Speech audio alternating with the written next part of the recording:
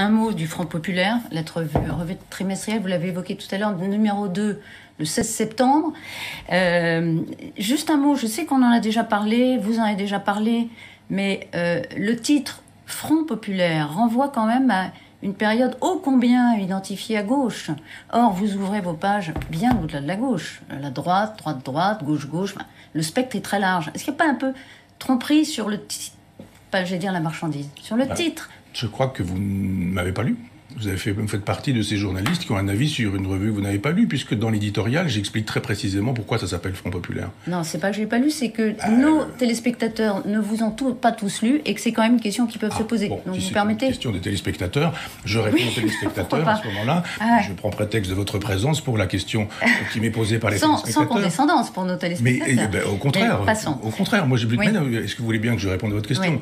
Parce que je dis effectivement, le Front populaire, c'est un moment de l'histoire de la gauche qui n'a pas fait couler le sang. Au contraire de 1789, au contraire de la Commune.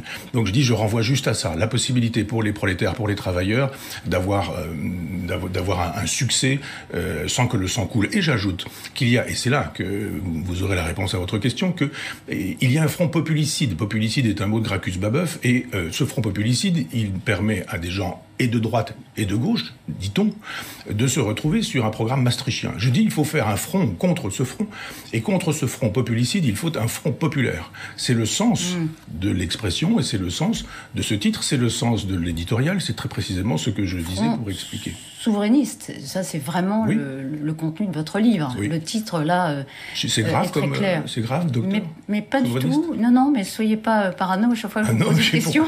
Non, pas du tout. Je m'intéresse à votre démarche.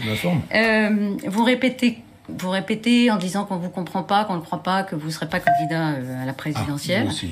Mais pourquoi pas? Pourquoi pas? Pourquoi vous posez Pourquoi toujours... ne pas aller jusqu'au bout de cette logique, passer finalement de l'autre côté de la barrière? Et puisque Macron est incompétent et que vous n'avez cité aucune personne qui pourrait le faire mieux à sa place, pourquoi pas vous?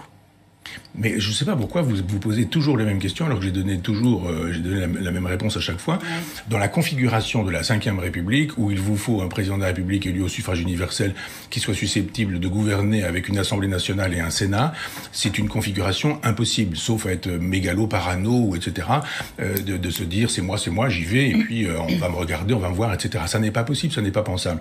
On peut faire de la politique autrement. Et avec Stéphane Simon et les amis de Front populaire, nous avons ce projet. Vous verrez, le temps venu, ce que nous avons l'intention de faire. Mais on n'est pas tenu d'être candidat au présidentiel, c'est pas l'horizon indépassable de la politique. Les gens attendent un homme providentiel.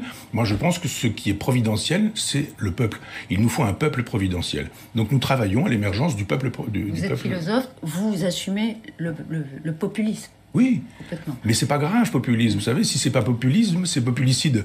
Donc on a le choix entre populiste et populicide. C'est la même chose avec souverainisme. C'est ça, le clivage populicide et populiste. Oui, c'est ça. Ouais. Et le clivage, c'est souverainiste ou vassal, ou vassalisation. Ceux qui ne sont pas souverainistes sont pour la vassalisation. Ils ont le droit, mais il faut qu'ils disent à qui ils obéissent. Quel est leur suzerain?